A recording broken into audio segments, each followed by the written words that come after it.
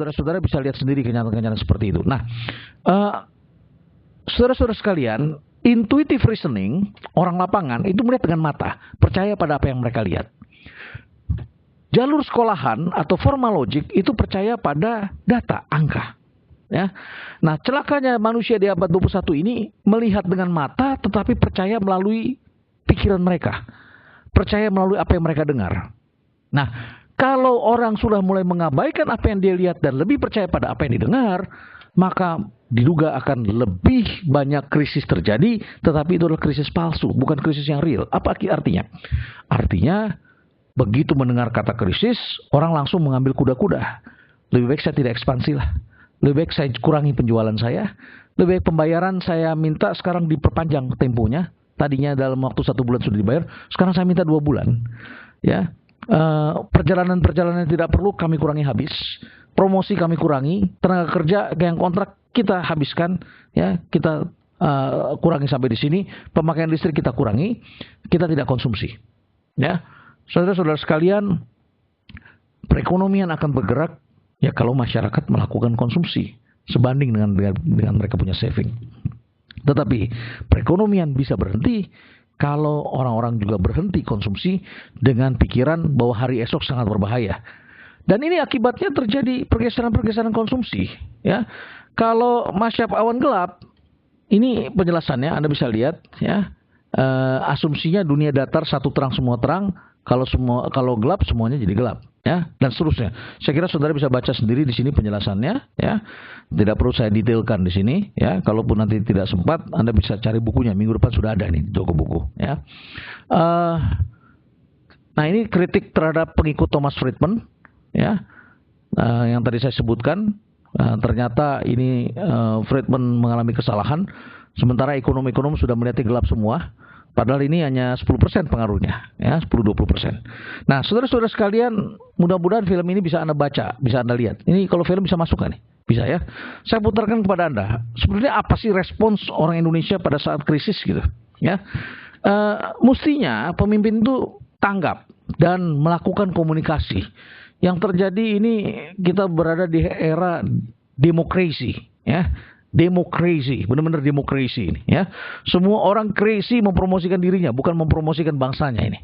Nah, saya tunjukkan kepada Anda ini sebuah iklan di Malaysia pada saat mereka mengalami krisis BBM. Harga BBM mahal sekali. Ya, mereka pasang iklan seperti ini, ya. Coba kita lihat. Mari kita saksikan bersama-sama film berikut ini. Mudah-mudahan audio di tempat Anda cukup bagus. Dulu hidup saya okey. Sehinggalah harga minyak melambung naik. Anda lihat orang ini pakai pakai dasi, ya, eksekutif, dan di belakangnya ada mobilnya. Ya, mudah-mudahan cukup jelas di tempat Anda, ya.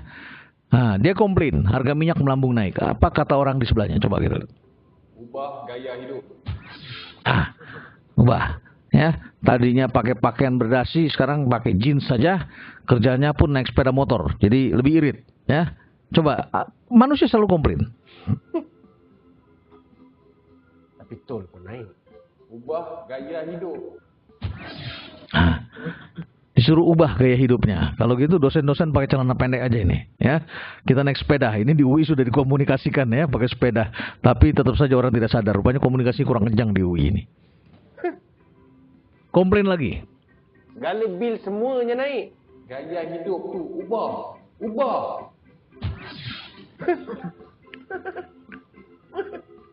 Habis tepung, susu, gula semua pun nak naik. Saya rasa elok awak pakai ni je.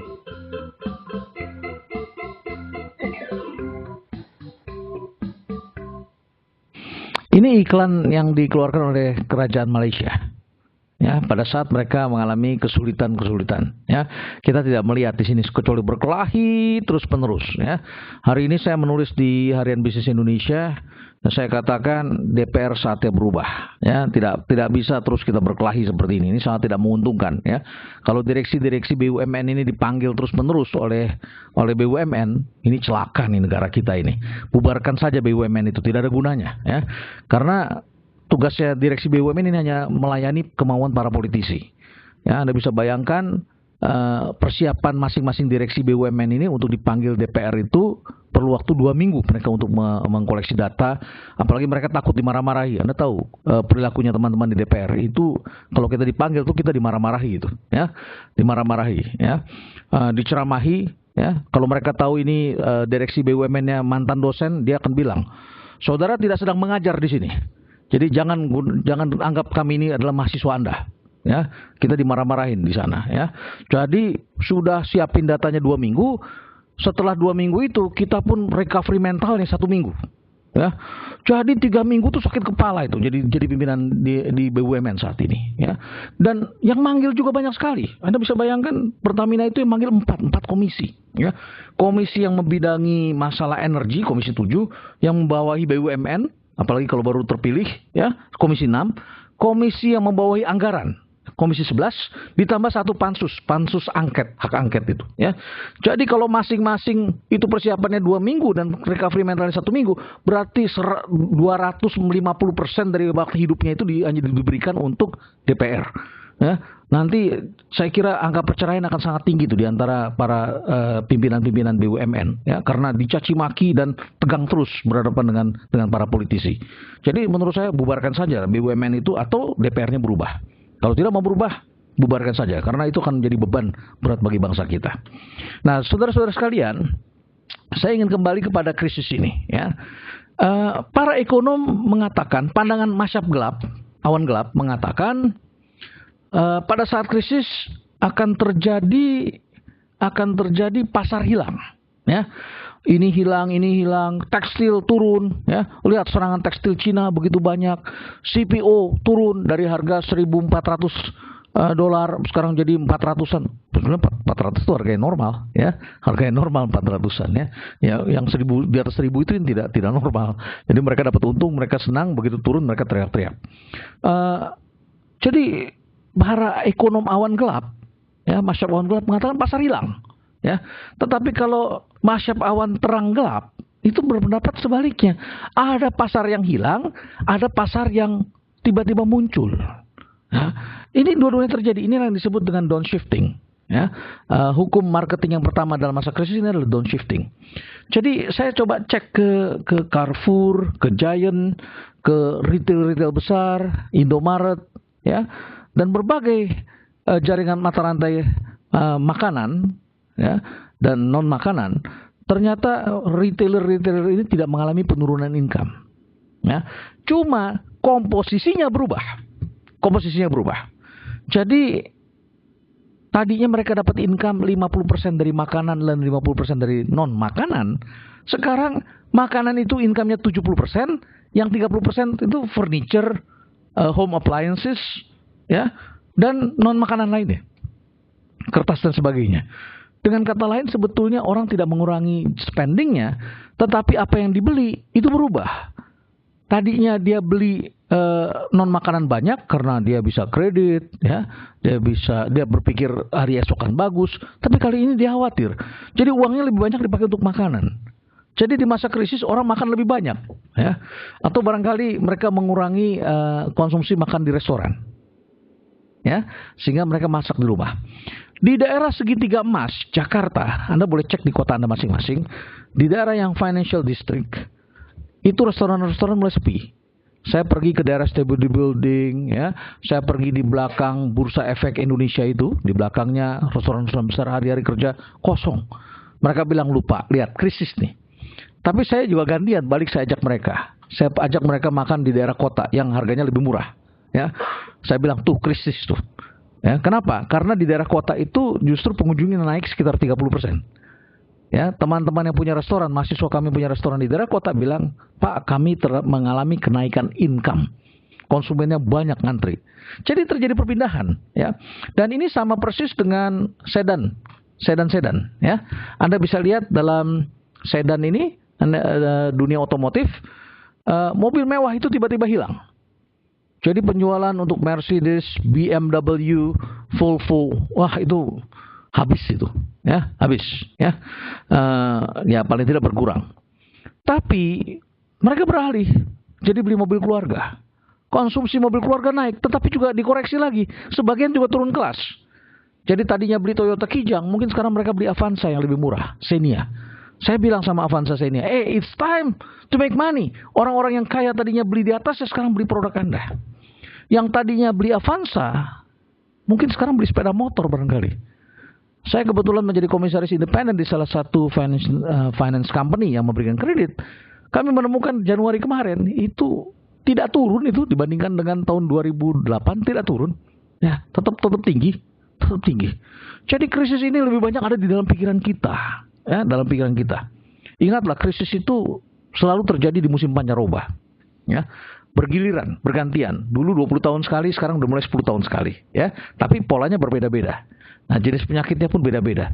Nah, kalau musim pancaroba itu akan banyak virus, dan virus itu akan hanya menyerang dan kena mereka yang daya tahan tubuhnya, daya tahan fisiknya lemah. Kurang tidur, ya, salah makan, begadang, kondisi fisiknya memang sudah tidak baik, itu pasti terganggu, ya. Sama dengan perusahaan, virus-virus itu bisa menyerang mereka yang daya tahan perusahaannya lemah, ya, struktur keuangannya, jaringan distribusinya, brand image-nya, konflik di dalam perusahaan, pembagian keuntungan di antara pemilik perusahaan yang tidak adil, dan lain sebagainya, kultur yang tidak baik, itu pasti akan menyerang perusahaan-perusahaan seperti itu, dan mereka pasti akan rontok di masa krisis. Nah, virus itu adalah belief, atau dalam bahasa Indonesianya adalah keyakinan, belief. Kalau Anda tidak belief, tidak terjadi pada Anda. Tapi kalau Anda believe, itu akan terjadi pada Anda. Kita lihat lagi contoh yang lain. Ini yang tadi saya sebutkan, wisata. Ya, wisata ini terjadi pergeseran. Tadinya orang perginya ke luar negeri, kenapa Bali jadi penuh? Ya, bergeser ke Bali. Ya, tadi saya sebutkan di bandara pesawatnya banyak delay, tetapi setelah kita lihat-lihat penyebabnya adalah private jetnya banyak sekali yang pergi ke Bali. Ingat, menurut United Nations World Tourism Organization, daya saing pariwisata Indonesia dari segi macam-macam rata-rata tidak begitu bagus, tapi yang terbaik di dunia, nomor satu, ya, daya saingnya adalah yang dari Indonesia itu pada variabel harga. Ya, jadi Indonesia adalah terkenal pariwisata termurah di dunia, ya, termurah di dunia. Ya, jadi kalau Anda lihat kok mahal, enggak, itu masih lebih murah dibandingkan di Thailand, dibandingkan dengan di negara lain. Jadi Anda mau makan yang murah sekalipun di Indonesia masih ada. Mau cari hotel yang 50.000 juga masih ada. Ya, jadi ternyata Bali itu dipenuhi oleh turis-turis yang tidak lagi ingin ke negara-negara yang mahal. Ya, demikian pula orang Indonesia sekarang perginya ke dalam negeri. Oke, saya punya film seperti ini. Mudah-mudahan Anda bisa lihat. Ini krisis, ya. Ini kita di dunia akademik, jadi boleh putar film ini, ya. Coba lihat, ya. Mohon maaf pada Anda yang berkeberatan, tapi ini krisis, ya. Ya, saya kira Anda tidak keberatan melihat gadis cantik seperti ini. Saya kebetulan pernah menjadi juri pemilihan putri Indonesia, ya. Jadi wanita-wanita cantik ini ternyata pintar-pintar, ya. Tetapi bisa juga mereka menghadapi krisis. Ini yang namanya krisis sebenarnya kayak ini, ya. Coba kita lihat.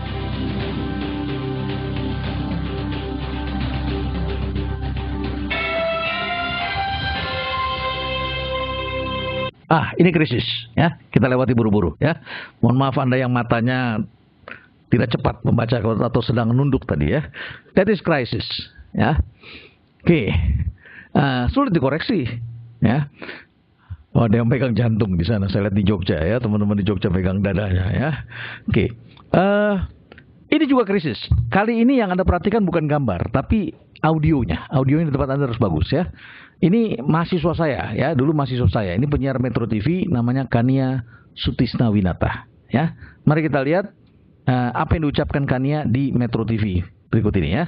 Mari coba kita lihat, ya. Perhatikan baik-baik, ini bukan soal gambarnya, ya, tapi audionya. Jadi Anda merem nggak apa-apa, yang penting telinga Anda terbuka. Pemirsa, demikian headline news siang ini, dan setelah pesan-pesan berikut kita akan bergabung kembali bersama rekan Pesi Widakuswara di studio Metro Mini. Maksud kami Metro TV Bursa Efek Jakarta. Tetaplah bersama kami. Ya, di mana masalahnya?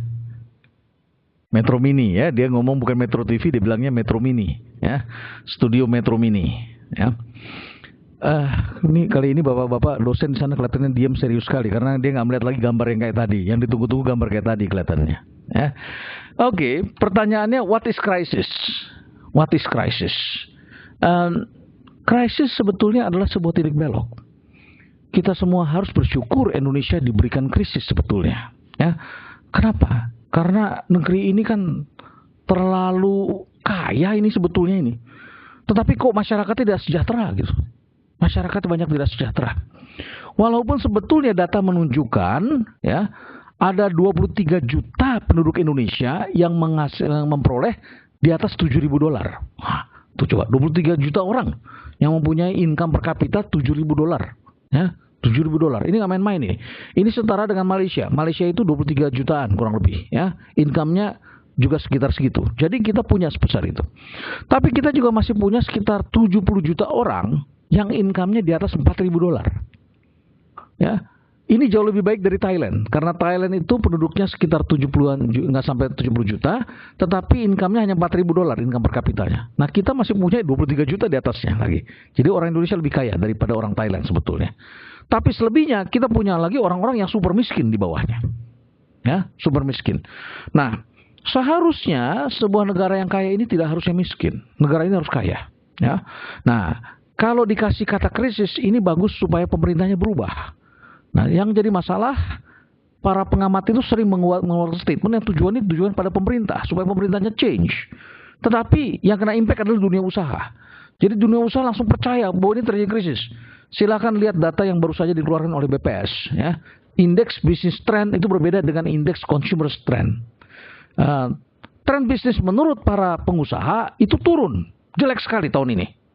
Sedangkan tren konsumsi menurut konsumen bagus. Konsumennya optimis tetapi produsennya pesimis. Ini potensinya terjadi kuasi krisis di Indonesia. Berpotensi sangat besar. Ya. Nah, apa itu krisis? Krisis itu di sini adalah sebuah titik belok. Ya, atau titik perubahan. Titik belok atau titik perubahan for better or for worse. Jadi kalau misalnya Anda melewati sebuah titik belok, lagi nyetir mobil seperti ini atau nyetir motor, Anda kan kalau di tikungan nggak boleh ngegas. Itulah saatnya kita merenungkan hidup kita. Jangan digas. Cobalah tarik nafas sebentar, tahan, agak direm. Tapi begitu lewat titik belok, Anda harus change. Change. Karena kalau kita lewat satu perjalanan, naik terus ke puncak gunung, ingat, suatu ketika akan turun. Atau dia akan naik seperti ini. Ya, jadi dia akan mengalami sebuah titik belok for better or for worse. Jadi ada sebuah garis di situ for better or for worse. Dan itulah saatnya Anda untuk melakukan change, pergeseran atau perubahan. Nah, titik belok itu adalah sebuah titik di mana kita harus berpikir ulang. Oleh sebab itu, sekarang ini banyak sekali dikutip kata krisis yang dalam bahasa Mandarin itu banyak sekali diucapkan. Dalam bahasa Mandarin itu krisis itu weiqi. Ya, weiqi. Ada krisis itu adalah dangers and opportunity. Dangers and opportunity. Wei, dangers, qi, opportunity. Dan bahkan ada orang yang bisa balik, opportunity and dangers. Ada yang bilang opportunity in dangers. Dia telah seperti Pak Harto tahun 65. Dia adalah orang yang melihat opportunity in dangers. Ya. Kalau orang tidak bisa melihat opportunity in dangers, dia hanya melihat dangersnya saja. Dan saya khawatir orang kita itu tidak bisa membaca resiko. Jadi begitu kata orang bahaya, semuanya langsung rem mendadak. Ketika satu orang ngeset tone-nya bagus, semua orang langsung borong. Ya, seperti orang yang tertipu oleh money game itu banyak sekali dalam society kita. Dan Anda tahu sendiri, orang kita itu tingkat kesadarannya lemah. Ya, salah satu indikasi tingkat kesadaran lemah, saya kira bukan hanya satu, ada beberapa indikasi. Ya, collective behavior yang menunjukkan kesadaran lemah itu misalnya kesurupan. Saya tidak melihat kesurupan di negara lain. Tapi kalau satu orang kesurupan, itu kesurupan aja bisa menular itu. Ya, bisa menular. Ini nyata hanya di Indonesia. Ya, ternyata bukan cuma kesurupan yang menular. Orang desek-desekan mau masuk bis itu juga kesadarannya hilang. Mau turun dari pesawat, Anda bisa bayangkan kelas menengah ke atas ya, berdesak-desakan dorong, pengen buru-buru keluar. Kita pikir mereka pengen cepat-cepat pergi karena ada urusan. Ternyata begitu di luar pesawat, semua jalannya anteng tuh, pelan, tenang begitu ya. Itu didorong oleh keadaan di dalam satu ruangan, mereka menjadi kehilangan kesadaran. Sama juga kenapa di Indonesia hipnotis dapat digunakan sebagai alat untuk penipuan. Di terminal ya, orang ditepuk langsung terhipnotis begitu.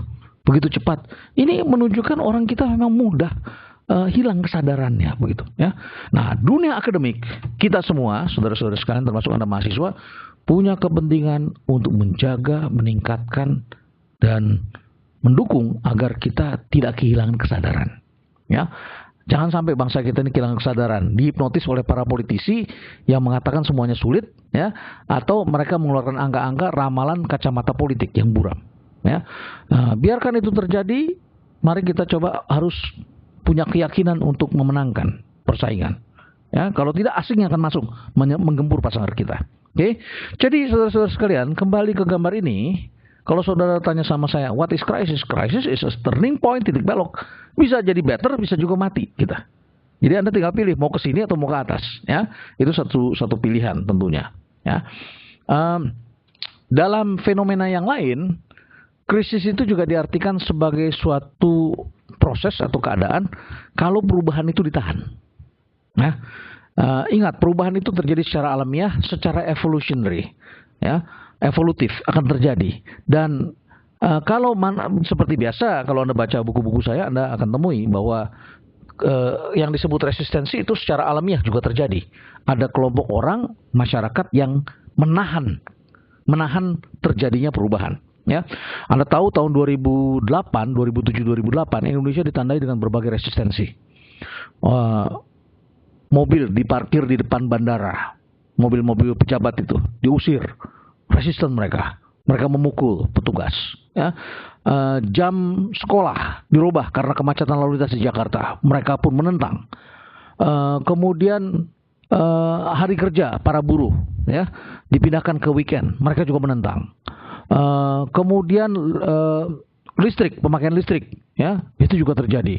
Kemudian beras, tepung, gula, semuanya kita ribut. BLT pun kita ribut semuanya. DPR pun juga begitu. Ini kalau terus-menerus terjadi ya, saudara-saudara, sama-sama dengan saudara menghambat terjadinya perubahan alam ya. Nah, saudara menghambat secara tidak alamiah, maka akibatnya adalah krisis. Kita sudah punya pengalaman ketika Pak Harto begitu bagus dalam memerintah membangun ekonomi Indonesia, dan suatu ketika pengikut-pengikutnya mengatakan jangan turun Pak, Bapak bagus terus mimpin, dan mereka menghendaki, padahal suara rakyat sudah minta diganti presidennya ya. Apa yang terjadi akhirnya Pak Harto itu? Yang terjadi adalah hard landing. Kalau orang tidak mau soft landing, akan terjadi hard landing ya. Dan itu juga terjadi di Amerika Serikat dengan George Bush, bukan? Tak seorang pun bisa menasihati George Bush. Bahkan sampai dilempar sepatu dia tetap tersenyum itu. Ya, bayangkan dilempar sepatu, sebuah kejadian yang sangat memalukan, dia tetap tersenyum tertawa. Ya, tak seorang pun bisa menyetop dia. Yang bisa menyetop dia adalah kehendak dari Yang Maha Kuasa berbentuk krisis. Ya, nah kalau kita tidak beradaptasi terhadap perubahan, alam akan memberikan kita krisis, dan krisis itu harus kita hadapi bersama. Karena dulu kerajaan Mataram kuno juga adanya di Jawa Tengah. Kenapa pindah ke Jawa Timur? Karena terjadi krisis. Apa krisisnya? Gunung Merapi meletus.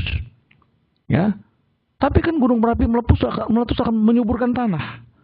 Jadi pada waktu terjadi letusan itu krisis, kita cemas, takut. Tapi sebetulnya itu adalah sebuah fenomena alam untuk memperbaiki alam itu sendiri. Jadi krisis memang adalah fenomena dari Yang Maha Kuasa untuk memperbaiki keadaan. Nah, ini cara berpikir positifnya dalam melihat krisis. Anda bisa bayangkan Indonesia kalau pemerintahnya terlena seakan-akan sudah bagus, padahal di birokrasi itu kacau balau gitu. Ya, pengambilan keputusan begitu lamban, politiknya seperti ini, kita berpikir sudah bagus. Jadi oleh karena itu ini saatnya perubahan. Demikian pula dengan di Amerika yang begitu arogan dan mereka merasa dirinya sudah sangat baik. Ya, jadi ini krisis merupakan alat dari Tuhan Yang Maha Kuasa untuk merubah kita semua. Ya. Ini kata Jose Maria Escrivá yang tadi saya sebutkan kepada Anda, ketika angin dan badai datang, dahan-dahan kering pun berguguran. Jadi sebetulnya mereka sudah kena krisis sebelum terjadinya krisis, ya, sebelum terjadi badai. Jadi mereka jatuh. Contohnya adalah pabrik-pabrik tekstil di Bandung yang dilaporkan banyak yang tutup. Saya kok sudah mendapatkan data dari 3 tahun yang lalu, pabrik tekstil itu sudah mulai tidak produksi lagi. Cuman ditutup pabriknya itu baru sekarang. Karena di Indonesia itu matinya susah. Ya, Indonesia itu menjadi pengusaha itu die hard itu. Kalau Anda bangkrut itu susah itu, impact-nya banyak. Berapa banyak perusahaan itu dibiarkan tidur, tidak dibiarkan mati. Ya, karena memang kalau mati itu susah.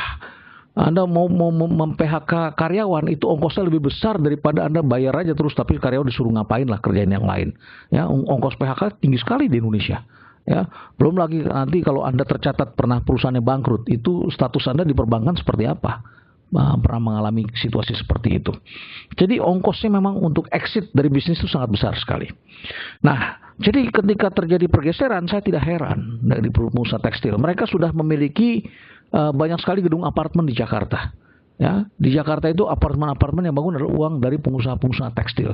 Sama dengan hotel-hotel yang dibangun di Kalimantan dalam 10 tahun terakhir ini, itu adalah uang dari para pengusaha kayu yang sudah tidak lagi bisa menebang kayu di hutan. Mereka beralih pindah ke menjadi pemilik hotel. Ya, oke, ini kata Jose Maria Escrivá. Mari kita saksikan sebuah film menggambarkan betapa sulitnya kita semua membaca krisis. Ya, saya putarkan sebuah film kepada Anda tentang kesulitan sebelum membaca krisis. Jadi kalau Anda baca data beda-beda, wajarlah karena manusia memang kesulitan membaca krisis. Ya, coba saya putarkan ini sebuah film seorang supir yang biasa pulang malam kali ini pengen pulang siang. Ya, ini pernah saya putar dulu dalam telekonferensi saya terdahulu. Dan saya putar kembali ya. Ini supir biasa pulang malam, dia pengen pulang siang karena istrinya taruh foto di tempat kerjanya. Ya, apa yang terjadi ketika dia pulang siang? Mari kita lihat.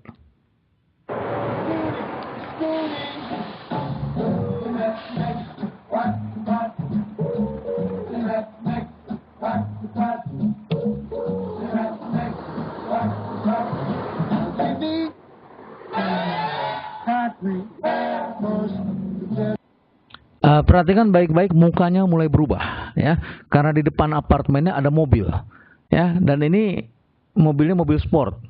Dan dia langsung duga kan kalau mobil sport ini pasti bukan wanita, laki-laki ya. Coba kita lihat, kalau orang curiga kan tidak langsung masuk dalam rumah, dia ngintip dulu. Sama seperti Anda curiga dengan pasangan Anda, SMS-nya dibuka satu persatu bukan ya. Coba kita lihat.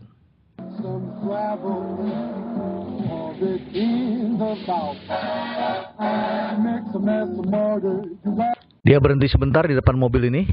Ada seorang pria di dalam rumahnya. Mari kita lihat, dia ngintip dari jendela, apa yang dilihat. Yang terjadi adalah krisis. Ya, dia melihat sebuah krisis.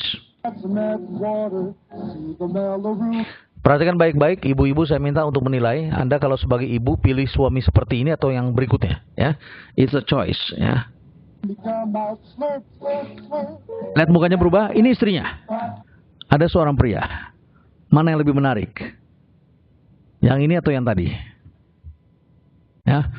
Coba kita lihat apa yang terjadi. Suami langsung menduga ini krisis. Kalau tidak percaya ini krisis ya. Lihat mukanya berubah. That is crisis.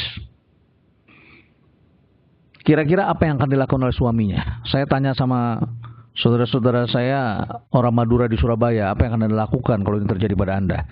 Tak carok pak katanya. Ya, saya tanya sama orang-orang Betawi, wah saya bacok, gue bacok tuh orang katanya. Ya, mereka ngomongnya seperti itu. Tapi coba proyeksikan apa yang akan terjadi dengan suami tadi. Pekerjaannya tadi apa? Supir. Supir apa? Truk apa? Semen, ya, truk semen. Coba kita lihat ya, apa yang dilakukan ya. Apa kira-kira? Karena dia truk semen, ditabrak, dicor. Oke, dicor ya. Supir semen dicor lah ya. Coba kita lihat sekarang.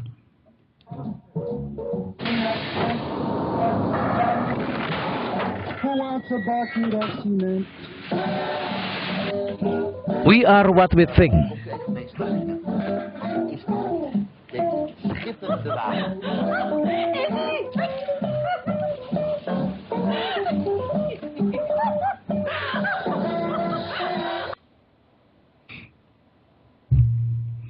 Tuhan memberikan kita krisis yang pada dasarnya adalah sebuah gift atau hadiah. Tapi kita merusaknya, bahkan kita mencornya hadiah tersebut, sehingga akibatnya kita mendapatkan mobil, tetapi mobil yang sudah dicor. Siapa yang cor? Kita sendiri. Jadi sebetulnya Tuhan memberikan krisis kepada kita agar kita menjadi lebih baik. Supaya kita jadi lebih baik. Ya. Tapi kita merusaknya dengan cara menahan pembayaran, menahan ekspansi, yang pasar yang bagus ini sudah tumbuhnya bagus, kita tahan, kita rusak, kita tidak bayar, kita tidak ekspansi, padahal konsumen sudah butuh, servisnya kita kurangi, promosi kita kurangi, dan akhirnya uang tidak berputar, akhirnya infrastruktur tidak dibangun, akhirnya Indonesia pun kembali ke titik nol. Karena kita rusak sendiri. Karena pikiran kita. Jadi krisis ini sebenarnya berhubungan dengan teori change yang pernah saya paparkan di waktu-waktu yang lalu. Krisis itu merupakan akibat kalau kita resistant to change. Kalau kita membiarkan dan merusak change itu dengan pikiran-pikiran negatif kita. Nah, saudara-saudara, saya kira banyak sekali hal yang ingin saya jelaskan, tapi barangkali gambar ini akan semakin jelas betapa sulitnya kita membaca krisis. Ini perdebatan antara Pak Wiranto dengan Pak SBY tentang angka kemiskinan. Ya, Pak Wiranto bilang jumlah orang miskin naik, tapi Pak SBY bilang enggak kok, turun. Dan bedanya jauh lagi, satu bilang 49,5, satu bilang 16,5 begitu ya, jauh sekali. Dan Pak Wiranto bilang saya akan pakai data yang lebih bagus, yaitu data dari Bank Dunia. Bagus mana, Bank Dunia atau BPS? Ya bagus Bank Dunia lah katanya. Ya, ini kan data dunia. Tapi begitu ditanya sama Faisal Basri bilang dua-duanya ngawur katanya. Karena Bank Dunia ternyata juga pakai data dari BPS gitu. Ya. Jadi ternyata dua-duanya ngawur. Saya coba bayangkan betapa pusingnya kita sebagai anggota masyarakat. Jangankan anggota masyarakat, kita sama-sama ekonom. Saya juga ekonom ya. Itu pusing itu membaca data-data. Kami orang mikro membaca angka-angka makro. Betul semuanya dibikin dengan data, betul, tidak salah. Tapi kan data itu dibuat dengan menggunakan asumsi. And assumption is a mother for confusion. Asumsi itu ibunya kekacauan itu. Ini persis sama seperti dengan di DPR. Mereka punya asumsi direksi Pertamina di belakangnya adalah mafia. Mafianya sudah dibentuk panitia angketnya, dicari-cari nggak ketemu-temu. Frustasi kita dan kita marah sama mereka. Karena kita punya asumsi mereka ini mafia, part of the mafioso. So assumption is the mother for confusion. Sama seperti orang tadi. Dia asumsi laki-laki yang ada di dalam ruangan tadi itu adalah selingkuhannya istri saya gitu. Maka apa yang saya lakukan? Tak bunuh sekalian, tak cor mobilnya, begitu kan. Padahal itu orang itu dipeluk oleh istri, kenapa? Karena begitu bahagia si istri dapat mobil gitu ya. Dapat mobil bagus, mobil mewah. Dipeluklah laki-laki itu. Ya, saya kira istri Anda juga akan begitu memeluk pria yang memberi hadiah pada Anda gitu, mobil hadiah besar gitu ya. Tapi bukan berarti dia memberikan hatinya, bukan. Dia tidak melakukan itu, dia hanya pernyataan spontan sesaat karena melihat sesuatu dan akhirnya dirusak oleh suaminya. Bapak Ibu sekalian, dalam ekonomi terjadi we are what we think. Kita adalah apa yang kita pikirkan, ya. Nah, akhirnya saya akan tutup dengan beberapa buah slide berikut ini. Setelah Anda membaca penjelasan bagaimana cara membaca krisis, ya, maka saya akan menjelaskan bagaimana sekarang strategi marketingnya. Ini buat orang-orang marketing, ya. Marketing itu harus berjalan dengan pemahaman yang jelas tentang konteks. Tidak bisa Anda menjalankan seenak perut Anda. Ya, buku Philip Kotler Anda pakai setiap situasi. Beda, nggak bisa. Ya, konteks itu ada budayanya, ada situasinya, cara berpikir. Nah, apa yang saya jelaskan tadi pada bagian pertama adalah konteks. Sekarang saya ingin menjelaskan sebetulnya apa yang terjadi dalam strategi. Apa yang harus dilakukan. Begini caranya. Ini saya buat sebuah bagan. Ya,